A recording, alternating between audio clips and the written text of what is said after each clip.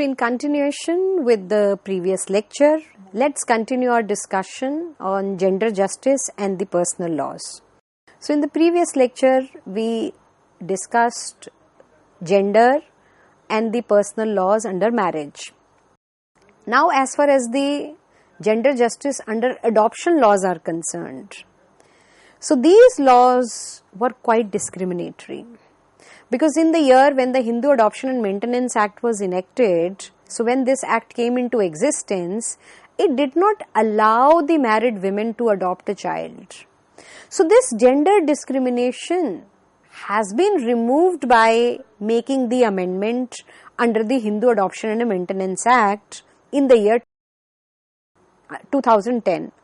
Now the present position is that in case of a married woman, in case if a married man and a married woman can also adopt a child with the consent of her husband and his consent. So now there is a complete gender parity, because before 2010 married women was not allowed to adopt a child, but this disparity was removed by making an amendment in the year 2010. Now both the husband and wife, they can adopt a child with their consent. Now look into the Minority and the Guardianship Act.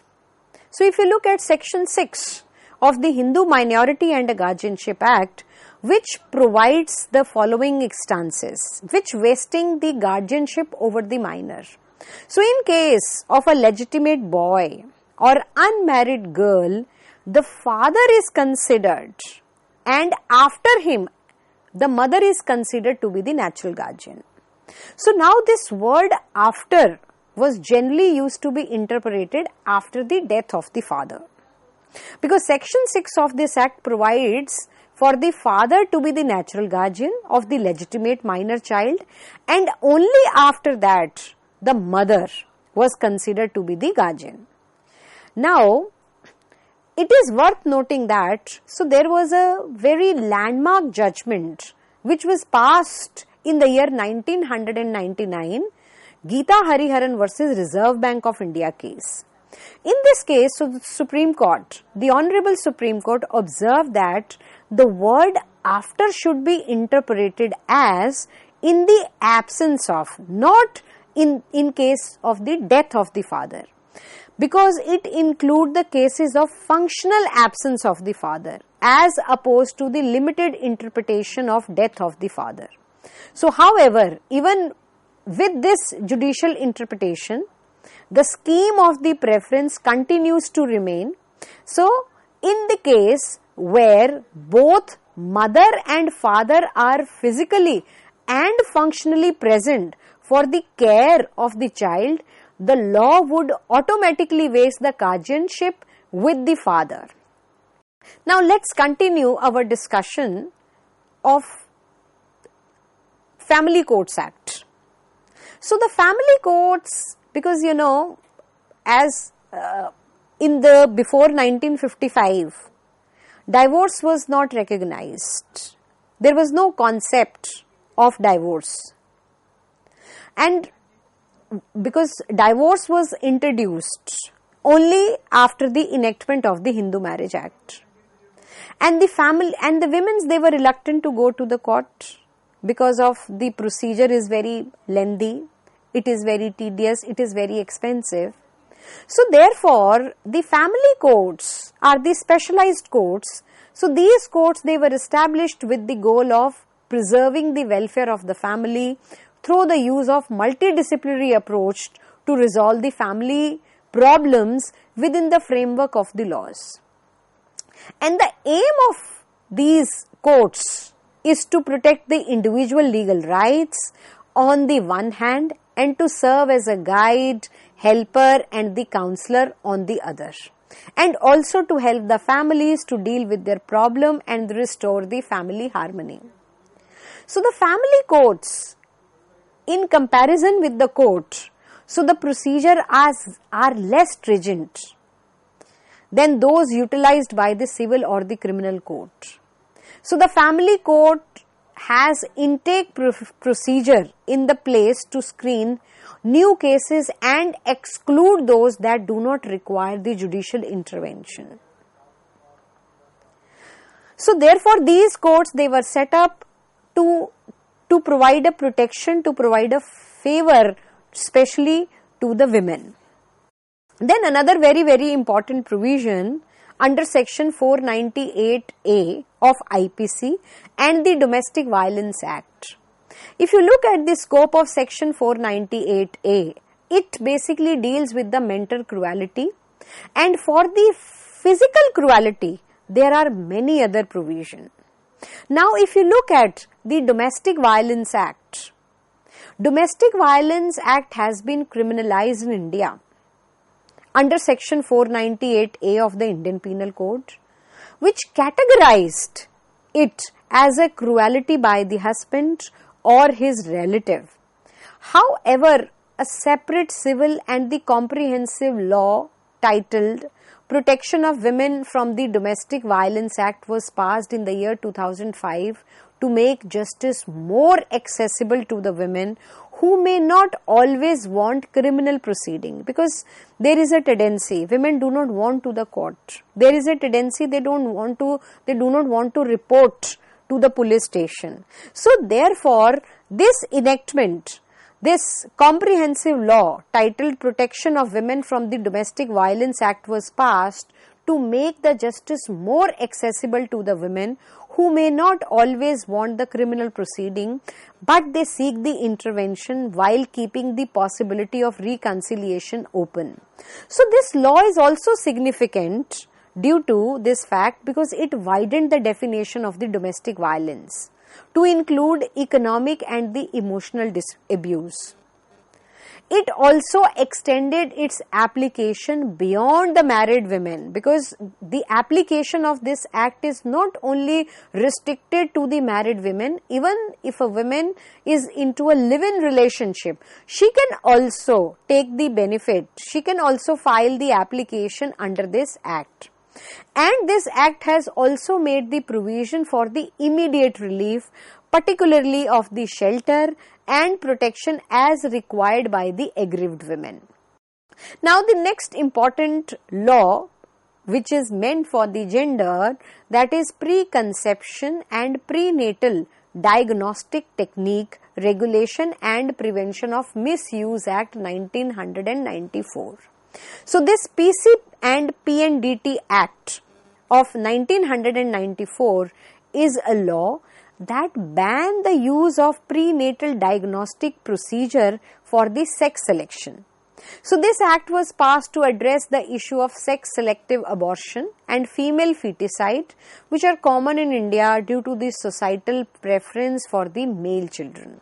So despite the enactment of the legislation, sex selective abortion and the female feticide persist as issue in India.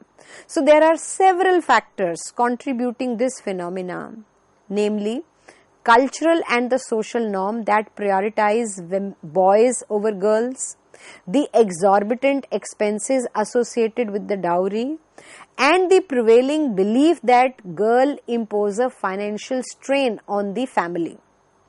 Nevertheless, this legislation continued to serve as a significant legal instrument in combating sex selective abortion and the act of the female feticide. Another significant law which deals with immoral trafficking. So trafficking we have already covered. This is our fundamental right which prohibit trafficking of different type. So now we have a enactment, Immoral Traffic Prevention Act 1956. So it is the only legislation which specifically addressed trafficking and currently pending amendment. It penalized trafficking of a women. It penalized the trafficking of the children for the commercial sexual exploitation.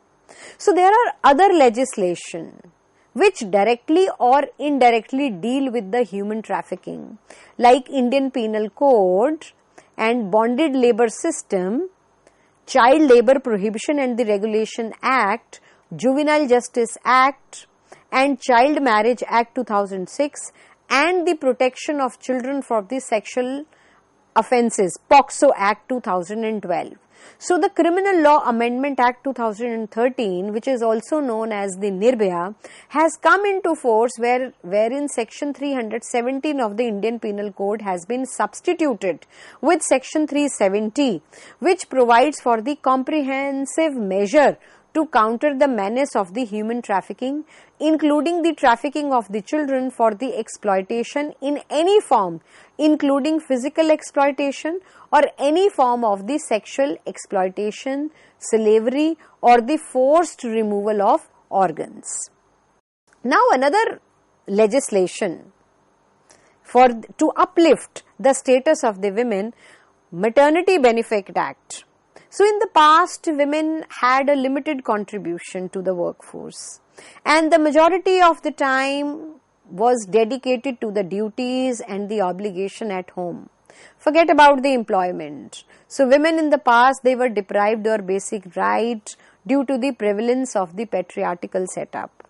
So the culture of the working women in India mostly emerged after the independence.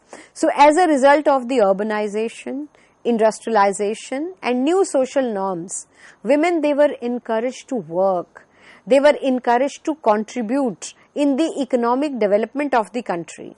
So therefore, the first piece of the legislation pertaining to maternity benefit in India was enacted by the Bombay Maternity Benefit Act in the year 1929, because this enactment allowed the female, those who were employed in the factories, female factory workers, to receive the benefit before and after giving a birth to the child.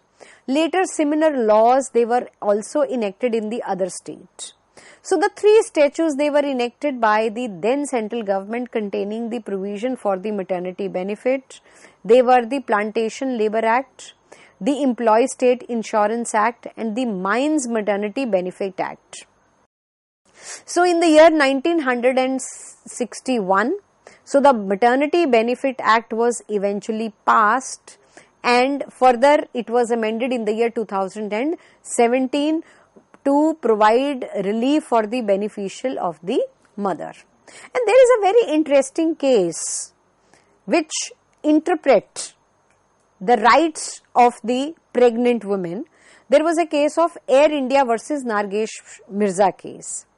So in this landmark case, so the Supreme Court of India interpreted that Equal Remuneration Act addressed the issue of maternity benefit. So the court held that maternity leave cannot be treated as a period of absence or a break in service. And the Supreme Court in this very case stated that the women's right to receive the same pay and the benefit during maternity leave should be upheld, and the Act intends to provide financial security to the women during pregnancy and the childbirth. Another act is Equal Remuneration Act. Again, this enactment is significant piece of the legislation which was enacted with the object of ensuring gender equality in terms of wages and the remuneration. So the aim of this act was to prevent the discrimination against women in the workplace and to secure equal pay for equal work. Over the year, the act has been reinforced by the several cases which have played a very, very important role in interpreting and upholding the provision. As we can see that, so the year 2020-23 saw the crucial development for gender equality, such as the enactment of the Nari Shakti Vandan Adhiniyam, which ensure 1/3 of the seat in the parliament and the state legislature for the women, and the declaration of the commitment to women-led development during India's G20 presidency. So on the other hand, if you see that India ranked 127th of 146 on the World Economic Forum Global Gender Report 2023. So despite recent upward trends, India female labor force participation remain among the lowest in the world. So the nature of the women employment, their predominance in the informal economy, poor working condition, and the absence of the social insurance, gender wage gap, and disproportionate burden of unpaid and unaccounted work remain these persistent challenges.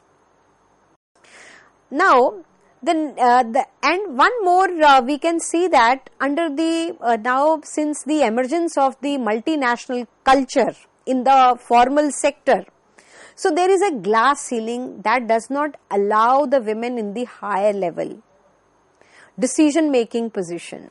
So this glass ceiling act as a barrier for the women force in obtaining top position in the corporate sector. So it becomes very difficult for them to cross that glass ceiling while such roadblocks. So the mandatory inclusion, because the significant development was made which made it mandatory for the companies to include at least one woman director to the board of directors.